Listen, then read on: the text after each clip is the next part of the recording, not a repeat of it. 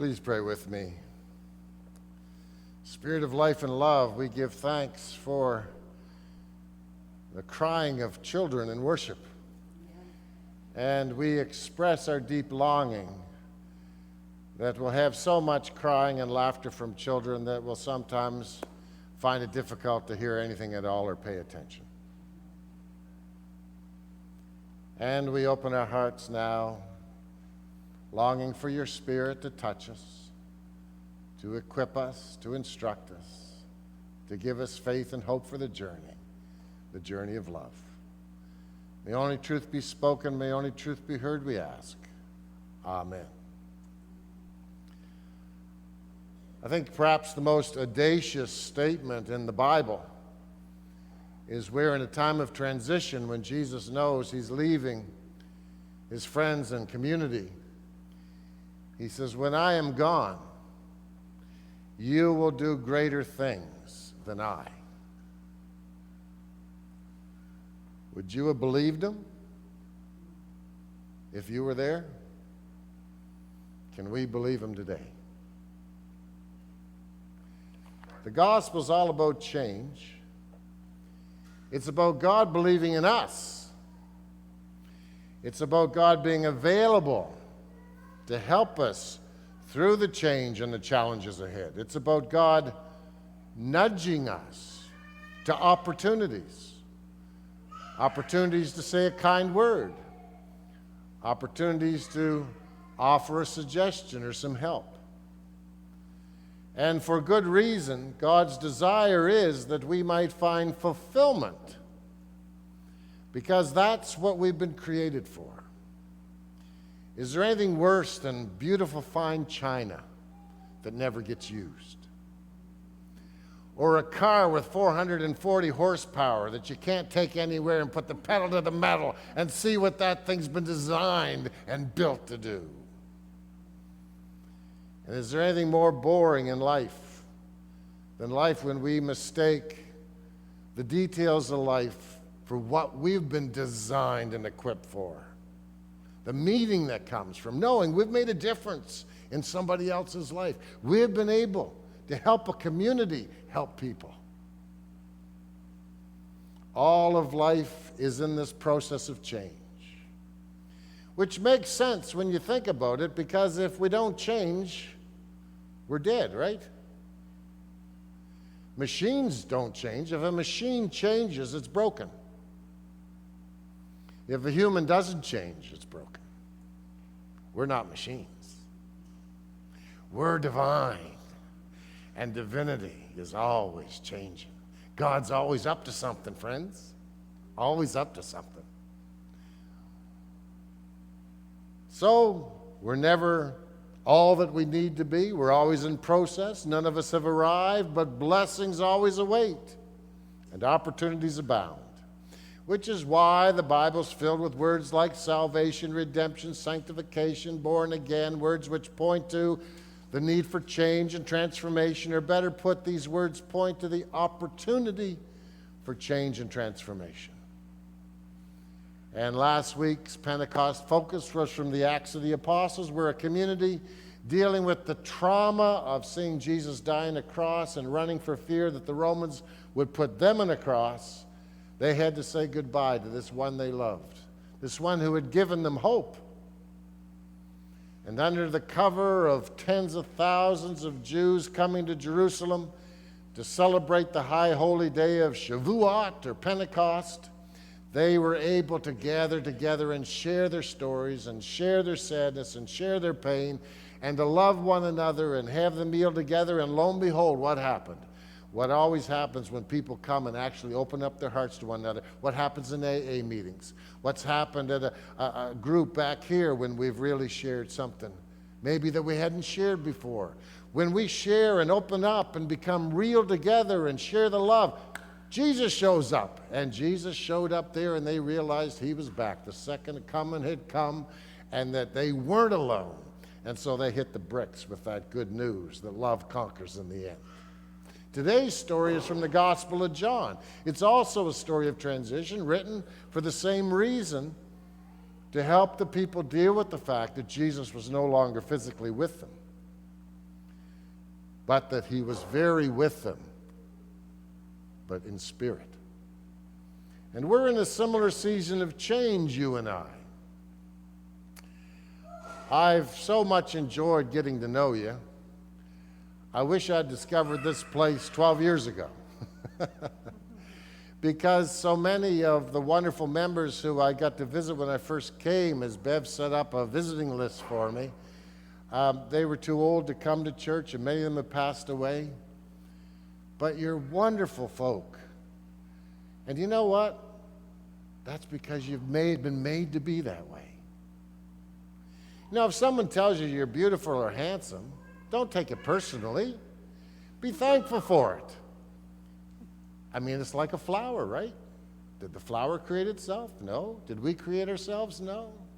As long as we realize where the source is, it's not going to give us a big head to feel good about ourselves. In fact, we should. God doesn't make junk. And you're a beautiful garden, friends. And you've been a kind and loving people. And that's what's moved this church forward. We've done good ministry together, sharpening our focus on what matters. I've never exhorted you to work harder. I've never asked you to be smarter. All I've asked is that we realize that Spirit is with us when we're kind, and the details will work themselves out. So I'm going to miss you. And there's a challenge and sadness with change, and I have to work on acknowledging that, because I'm one who relentlessly focuses on the silver lining. I'm one who relentlessly focuses on hope. But I have a heart that keeps me in touch. And so, as you know, in my preaching and with my time with you, I'll sometimes just break into tears, and I got no idea that's coming, right? I mean, there's been twice already in the service. I had to clamp that down. At the choir gathering that Al and Sherry gave, where we had a great time together. And, you know, I was fine. We had a great time all the way through it. And for some reason now, when I said goodbye to you, the tears just sprung up, right? So that's the way of it. And that's good. We got to recognize that. Be in touch with it. So I will miss you. And I know you'll miss me too. But again, it's not the end. It's not a parting. We're always connected. And I will be. Charmaine's asked me to do some fill-in preaching from time to time. And you know, if I get another church, I'll do a pulpit exchange. Wouldn't that be fun? It's nice to get a bit of a break. And so I'd love to come here, and I sure should love to go there. So good things ahead. So there's always joy. But when I came, we wanted to focus on what the basics were. And in the United Church of Canada, those wise people in 1925 realized that with three denominations coming together, they'd never agree on doctrine. So they didn't make that the basis of union. They made what's called a conciliar church, meaning that decisions will be made on the basis of people of goodwill coming together, sharing their wisdom and inviting the Spirit to lead and guide them, and then whatever those decisions are, they'll be the best decisions. And so at my first council meeting, we looked at our core values. And the community here was agreed that you can't get better values than kindness and respect and fairness. And they were a little surprised, because they'd never heard it clearly before, that you don't have to be baptized to be a member. You don't have to be confirmed. You don't have to make a profession of faith in God. The manual has always had from 1925 that you can be a member simply by the decision of the council or the board, because membership is in the hands of every individual United Church. And so they were just fine with that, because what we wanted to do, I mean, all of us have family or maybe a partner we're married to who is agnostic or doesn't self-identify as a Christian, but is just a fountain of love. And we don't want them to think that we think they're second-class spiritual people, right? Because if someone's walking the way of love, we can learn from them as much as they can learn from us. And so with that clarity, I came to recognize that there were some connections that needed to be repaired. And I found out that Jim Sandel, a wonderful person who was working with property here for many years, had kind of stopped coming. So I went to visit him. And he said, well, when the church became a council, one of the unintended consequences that nobody was really aware of is that in the council system, everybody's supposed to be a member. And he felt that because he didn't believe in God, he couldn't in good conscience come to council and be involved anymore. And that was a real loss for him and for our community. And I was so glad to be able to say, you know, Jim, we were having a conversation at council just last month. And we're all agreed that membership isn't just based on confession of faith in God and those things. It's essentially rooted in the commitment to live a life of kindness, respect, and fairness. And you've done that not only at Trinity, in the union at work, in every sphere of your life. You've tried to be a force for good. And I just want you to know that there is no distance between what you believe and our core values here. And so there was a re-engagement. And that was a beautiful thing, because that also led to his son becoming closer. Jim's son, Jeff, he grew up in the church here, and as an adult, he volunteered as a leader of the Sunday school, where his thoughtfulness about life and natural love for children combined. But in time, he found reasons for not being involved. But with his father warming up and that rapprochement and the fact that Marilyn always kept in touch with him, Pastor Marilyn, always checked in on him and called on him. I thought it was particularly healing and a wonderful thing that I was able to do Jeff's funeral at just 50 years of age and Jim's funeral within a period of about a year and a half. And so you see, never count spirit out. And that clarity on kindness and caring for one another, that's always the key. And there's always reconnections that need to happen. We're all missing Shelley. She was a wonderful worship leader here. She came into this church, and this was just what she needed. This church was a spiritual community like none she'd ever seen before, and it just surrounded her with warmth and love. And to be honest with you, I'm not sure why she's disconnected. I know it's something I said, but I don't know what I said. It might have been something where I misspoke. Maybe she misinterpreted it. Maybe both. But your M&P committee has reached out to her, and you know what? I still believe that Spirit can repair that. And perhaps me leaving and a new minister will be a new opportunity for conversations. But in the meantime, we hold her in our prayer, we love her, we give thanks for her, and we continue to journey on, looking for what Spirit can and will do.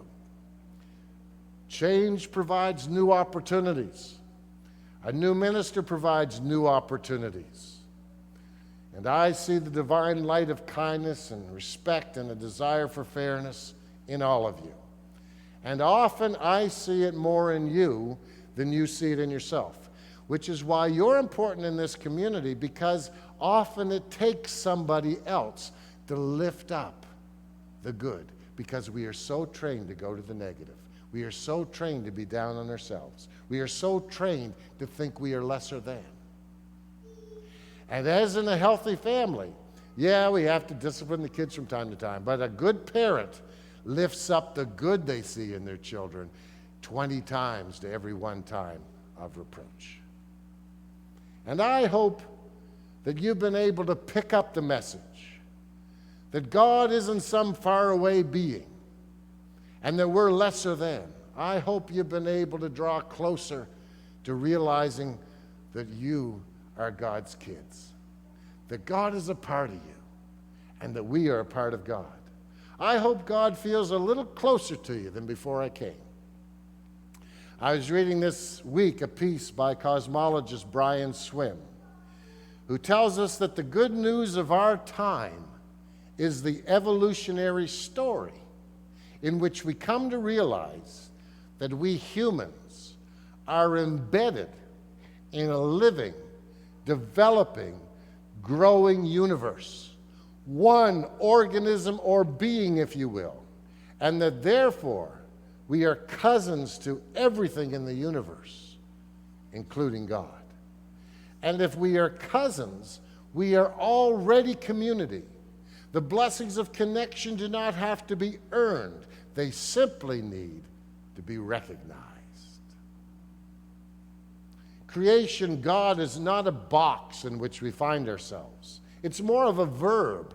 We are creating and growing together with God. The old-timers called it sanctification. An ongoing drama wherein all the players are sacred, interacting with one another and creating anew our roles and relationships as we grow and journey on. The universe God is not a collection of dead objects, but is a seamless whole community made up of cosmos-related participants in and with God.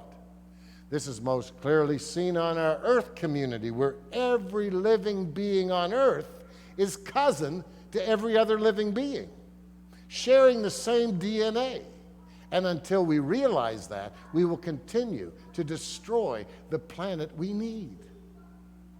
Our bodies even contain material from outer space. We literally have stardust in our bodies. Let us live with amazement over this connection we have, and let us start thinking of the universe as God's living body and presence. Keep that partnership growing in this community. Share more stories of who you are. We all grew up being taught that we shouldn't share our struggles because that would be shameful. Many of us in our families were taught, oh, we don't talk about that. And yes, you got to pick your moments. You don't share it with everybody. But when you're in a place where there are good people who care and some are sharing, join them, take the risk, and you will feel God come closer. I hope that your faith, your ability to risk for kindness and for respect and fairness has grown so that you can actually believe what Jesus told his other community in Jerusalem. Let's hear it again. But let's pretend this time, and we don't need to pretend because it's actually true. Hear this as Jesus talking to you here at Mount Zion in this time of change. I'm telling you the truth. Those who do what I do, yes, they will do even greater things.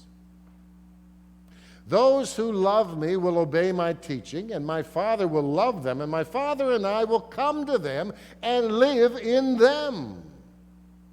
And the teaching you have heard is not mine, but comes from the Father who sent me. I tell you this while I am still with you. The Helper, the Holy Spirit whom the Father will send, will teach you what you need to know and make you remember what I have told you. Peace is what I leave with you. It is my own peace that I give to you. I don't give as the world gives. Don't be worried and upset, and don't be afraid.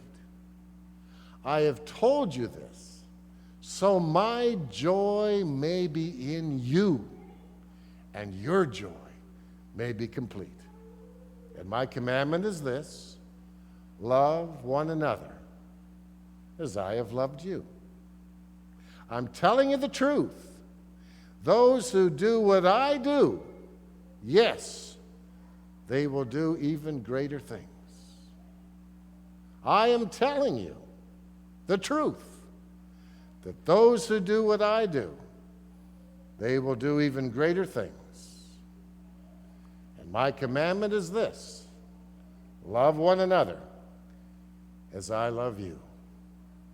I couldn't have said it better myself.